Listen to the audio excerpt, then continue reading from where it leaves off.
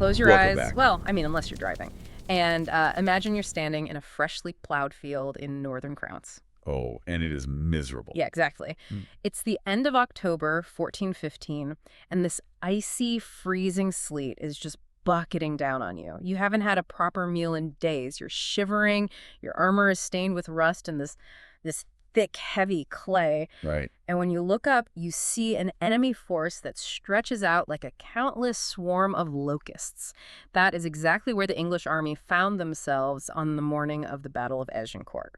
So, welcome to today's deep dive. Glad to be here. It's a brutal topic today. It really is. I mean, you probably already know the legend of Agincourt, the outnumbered English, the longbows, those heroic speeches you might remember from Shakespeare. Band of Brothers, yeah. Our mission today is to look at the raw, agonizingly slow, and frankly deeply grotesque tactical reality of what actually happened in the clay that day. It really is a necessary shift in perspective, I think. If we want to separate national myth from historical reality.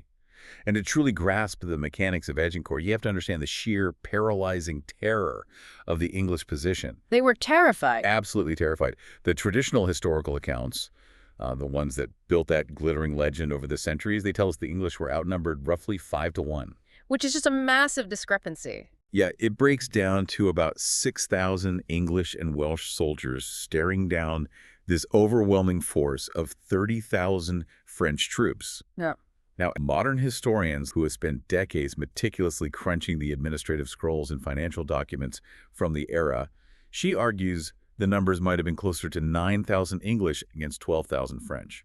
Okay, let's unpack this, because even with those revised numbers, that is still a massive disadvantage. Right. We're talking about a ratio of 4-3 instead of 5-1. But does the precise mathematical ratio actually matter to the men standing in the freezing rain? That is the crucial point right there. The exact mathematics of the battlefield are almost entirely secondary to the psychological reality of the moment. Yeah. Every single primary source we have, every surviving eyewitness account from the English side, emphasizes the exact same thing.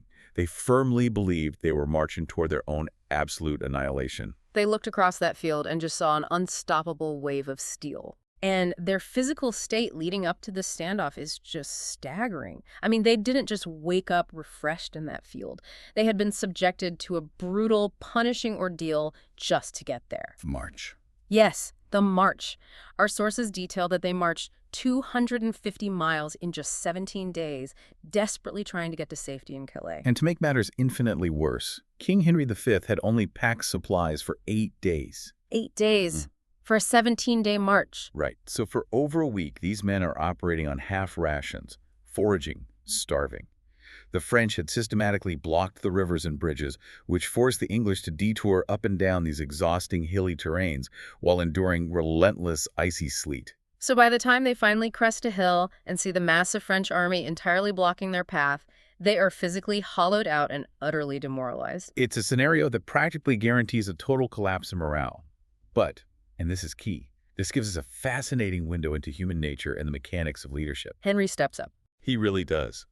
In a moment where an entire army is hovering on the brink of despair, the actions of a single individual become magnified. Henry looks out at this massive French force blocking his path home, and according to the chaplains who were present, he remains unnervingly calm. No panic at all? He doesn't show a singular hint of fear. He's a deeply devout, fiercely confident commander, and he immediately begins to weaponize psychology. So we have this starving, terrifyingly outnumbered army shivering in the cold. How does Henry actually present himself to these men on the morning of the battle? Because he doesn't just give a speech and stand in the back. Far from it. He orders his men to prepare for combat, but his own personal presentation is a masterstroke of optics. He puts on a helmet topped with a bright, gleaming gold crown that features the emblems of both England and France. He makes himself a literal target. He is essentially turning himself into a blinding beacon on a gray, overcast day. He isn't shrinking from the moment or hiding among his guards. He is deliberately offering himself up as the ultimate bait to the French forces. And the physical contrast of his mount is brilliant, too. He doesn't ride out on some massive, terrifying, heavily armored warhorse to intimidate the enemy. He climbs onto a small, gray horse. It's a very deliberate choice. It's this incredible visual dichotomy. You've got the blazing gold crown shouting supreme sovereign confidence, paired perfectly with the little gray horse, symbolizing Christian humility and shared suffering. For you listening, it's a brilliant reminder of the sheer power of optics when morale is broken. Henry didn't try to hide how bad things were. Right, he embraced their desperation by making himself the biggest target on the field. And that psychological warfare had actually begun the night before. If you look at the eve of the battle, you see a profound difference in the discipline and mindset of the two camps. The French were throwing a party, basically. Basically, yeah. The armies are camped so close together in the darkness that they can actually see the glow of each other's bonfires. And the French are radiating supreme confidence. Time is entirely on their side. Because reinforcements are coming? Exactly. They know that every single hour they wait, more reinforcements arrive for them, while the English simply get hungrier, colder, and weaker. The French camp is raucous. Loud boasts are flying around, and rumors actively spread to the terrified English lines that the French lords are already rolling dice to divide up the wealthy English prisoners they plan to capture and ransom the next day. It's psychological torture for the English. Meanwhile, what is Henry's countermove? He orders total, absolute silence in the English camp. No talking, no loud fires, no clanking of armor. Said quiet. Just a terrifying, ominous silence settling over the fields. He does this practically, of course, to prevent the French from using the noise to launch a surprise night attack, but the psychological effect on the French is profound. It totally flips the script. They're left sitting in the dark, straining their ears, wondering what the English are doing. Have they slipped away under the cover of darkness? Are they silently preparing an ambush? It completely unnerves them and subtly shifts the psychological momentum. It is a brilliant strategy. He embraces the reality of their underdog status rather than hiding from it, and he imposes strict, unifying discipline that binds his desperate men together. But all that psychological warfare the night before was really just a prelude. Once the sun came up, Henry had to face the geographical reality of where they were standing, because mind games won't stop thousands of heavily armored men from charging at you. If we connect this to the bigger picture, Henry's choice of terrain is arguably the single most important tactical decision he makes. The funnel. Yes, they are situated on a road bounded by two dense crags of woodland, Agincourt, and Tramcourt. Between the two armies lies a slight dip, a freshly plowed agricultural field made of heavy, thick clay. And it had been raining for days. Because of that constant freezing rain, this clay isn't just wet topsoil, it is a sodden, viscous trap. But more crucially, the woods on either side act as a natural funnel.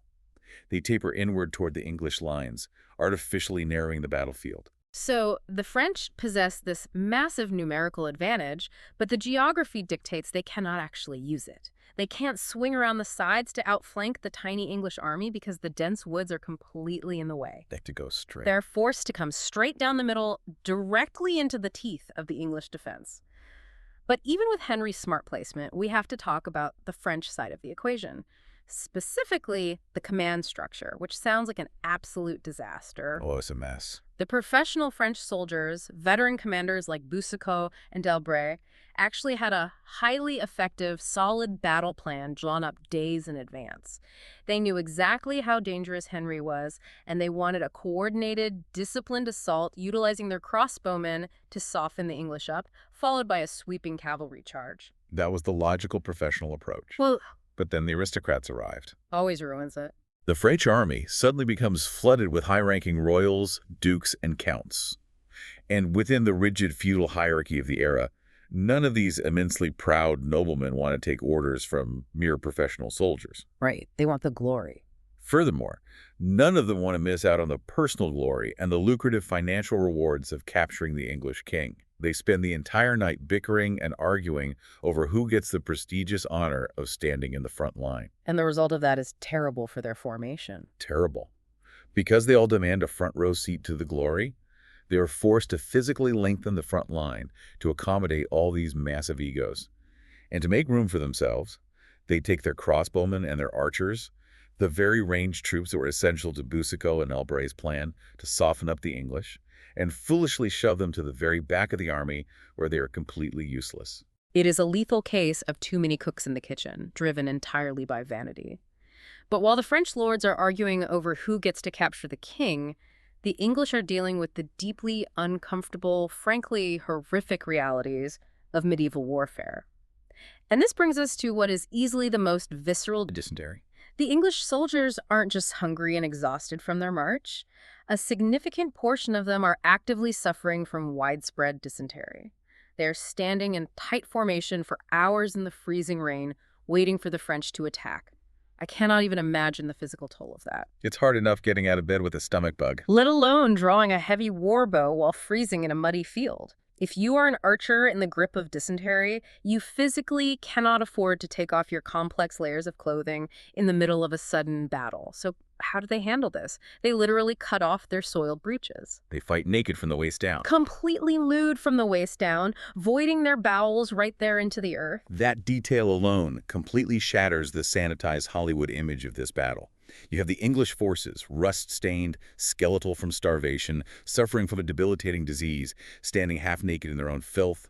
They look like an absolute state. An absolute state. And the French? Well, contrast that deeply human misery with the French men-at-arms, the elite, heavily equipped knights who are encased from head to toe in burnished steel plate armor, looking spruce and pristine. Yet, as historian Julia Barker points out, the pampered French knights actually suffered a unique torment in this scenario. Because of the wind. Encased in their heavy armor, with their visors pulled down, restricting their airflow, they were marching directly into a prevailing headwind. A headwind that was carrying the horrific, concentrated stench of thousands of sick men. It was quite literally unintentional chemical warfare at its absolute worst. So we have this tense, disgusting stalemate. It's around 10 a.m. They've been staring at each other across this freezing field for hours. Henry realizes the French are perfectly content to just wait him out. They want his sickly army to simply starve and disintegrate in the cold. He can't just sit in the mire forever. What is his play here? Henry makes a massive, terrifying gamble. He decides that to break the stalemate, his tiny, incredibly vulnerable army has to advance and force the engagement. Here's where it gets really interesting. Moving is incredibly dangerous for them, right? Because of their defensive setup. Exactly. This is a moment of excruciating tactical peril. The entire core of the English defense relies on sharpened wooden stakes that the archers had previously hammered deep into the ground. These stakes were angled outward to impale any charging cavalry horses. So they have to move the stakes. To advance, those archers have to manually uproot those heavy stakes, physically march forward across the treacherous clay, and frantically rehammer them into the ground much closer to the French lines. During that agonizing movement, they are entirely out of formation and entirely defenseless. If the French attack then? If the French cavalry had simply charged at that exact moment, the English would have been swept from the field and wiped out instantly. But the French are just completely caught off guard by the sheer audacity of it. By the time the arguing French commanders realize what is happening through the sleet, the English have already repositioned, hammered their stakes back in, and are now sitting comfortably within longbow range. And that is the moment. That is the precise moment. Sir Thomas Erpingham, this grizzled 65-year-old veteran commander of the archers, throws his baton high into the air as the signal to attack. And what follows is the unleashing of sheer, unadulterated hell. Estimates that in the first minute alone, the English unleash an astonishing 75,000 arrows. 75,000 in 1 minute. Try to visualize the sky literally turning dark. It is a blinding blizzard of steel raining down. Now, it's important to understand the mechanics here.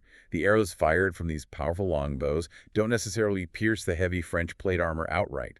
The metallurgical quality of the armor in 1415 was incredibly advanced. So it's not like the arrows are just pinning them to the ground. Right, but they don't always need to pierce the steel. The sheer volume, kinetic energy, and concussive impact of tens of thousands of arrows raining down are enough to stun men and knock knights clean off their saddles. And more devastatingly, while the knights are armored, the horses are highly vulnerable. The arrows strike the horses, and it turns the battlefield into an absolute nightmare. The wounded, terrified animals start careering wildly out of control. They crash back into their own advancing French lines, shattering formations, or they impale themselves on the freshly placed English stakes. The mud gets worse. Oh, thousands of heavy churning hooves are desperately tearing up that wet clay. They take an already sodden field and churn it into a deep, sticky, viscous quagmire. It's heavily reminiscent of the horrific trench conditions of the Somme in World War I. And this churning of the earth sets the stage for the fatal crush. After the disastrous failure of the initial cavalry charge, the main body of the French men-at-arms begins their advance on foot. In the mud. These are men wearing upwards of 50 to 60 pounds of steel armor. and their heavy steel boots are sinking deep into this churned-up sludge with every single step. What should have been a relatively quick, aggressive sprint to engage the enemy becomes a grueling, exhausting 5 to 10-minute trudge in agonizing slow motion. And they're still getting shot at. All the while, arrows are raining down on them unceasingly from the sky, because they have to keep their heads tilted down to protect the vulnerable eye slits of their helmets from the descending arrows. They are marching somewhat blind. Right into the funnel. Exactly. Remember the geography we discussed. The woods on either side are artificially funneling them inward. They naturally bunch up toward the center of the field, trying to instinctively move away from the arrows shooting from the archers positioned on the flanks. And what's waiting for them directly in the center of that funnel? King Henry V, wearing that bright gold crown, acting as the ultimate bait. Every single French noble on that field wants the eternal glory and the massive financial payout of capturing or killing the English king. So they all blindly push toward the middle. The physics of this convergence are horrific to contemplate. By the time the front ranks of the French finally reach the English line, they are completely winded and physically exhausted just from trudging through the deep clay. They've got nothing left. And because they've been funneled so tightly together by the woods and their own desire to reach the king, they are packed into a literal, suffocating crush. To picture this crush, imagine a modern crowd surge at a packed concert. But every single person around you is wearing 60 pounds of steel, the floor is knee-deep sludge, and lethal projectiles are raining down from above. You are pressed so tightly shoulder to shoulder that you physically cannot lift your arms to swing your weapon or defend yourself. That is when the English archers transition from ranged attackers into close quarters executioners. They run out of arrows, so they drop their bows. What do they pick up? The heavy wooden mallets they used earlier to pound their defensive stakes into the ground. It's brutal. These lightly armored, highly mobile archers, unimpeded by heavy steel plates, run nimbly out into the mire and just start knocking over these exhausted, immobilized French knights like bowling pins. And the terrifying reality of the sludge is that once a knight in heavy armor falls backward into deep churning clay in the middle of a crowd surge, he cannot physically get back up. The archers then take out their daggers and methodically stab through the weak points of the armor, the eye sockets, the armpits, and the neck joints. It's a remarkably brutal reality. The contemporary sources describe the nimble archers felling the proud French lords like cattle in an abattoir. And perhaps the most grim, haunting detail of the entire battle is that many of the French casualties weren't even the result of weapons. They suffocated. And the sheer chaos of the crush, as bodies and horses violently piled up on top of one another, countless Frenchmen simply drowned or suffocated, pressed face down in the mud under the crushing weight of their own collapsing comrades. Amid all this grim, terrifying slaughter are these bizarre, almost tragic vignettes that highlight the absolute chaos of the command structure. Take the Duke of Brabant, for example. Oh, this story is wild. This highly ranked nobleman actually shows up late to the battlefield because he was off having brunch. He hears the fighting has started, leaps onto his horse, but realizes he doesn't have his official surcoat, which was essentially the identifying medieval uniform worn over the armor to show your allegiance and rank. So he improvises. He literally cuts a hole in a nearby flag, pops it over his head as a makeshift uniform, gallops straight into the fray, and is immediately captured by the English. This raises an important question, and it leads us directly to the climax of the battle and a major pivot in the narrative. The battle has raged intensely for roughly 3 hours. The English have captured hundreds of high-ranking French prisoners, keeping them behind their lines. They believe they've won. But suddenly, a panic cry goes up that the French are actively attacking the English from the rear. Right. They hear that the baggage train is being raided. And for context, the baggage train was essentially the mobile camp parked behind the army where all their supplies, their squires, and the royal treasure were kept. Henry hears this alarm, and he looks at his immediate tactical situation. It's a nightmare scenario. His men are utterly exhausted from 3 hours of melee combat. They are still massively outnumbered by the remaining echelons of French forces who haven't even engaged yet. And now they have hundreds of fully armed French prisoners sitting right behind their lines. If the French attack from the front and a new force attacks from the rear, those prisoners could easily just pick up discarded weapons from the ground and turn on the English from the inside. They would be crushed in a vice. Faced with the very real possibility of total annihilation in the final moments of the battle, Henry makes a ruthless, definitive decision. He orders the immediate execution of all the French prisoners. Which was incredibly controversial even then. Now, to be clear, his own men fiercely resisted this order, not necessarily out of pure morality, but because capturing wealthy nobles for exorbitant ransoms was exactly how a common soldier got rich in medieval warfare.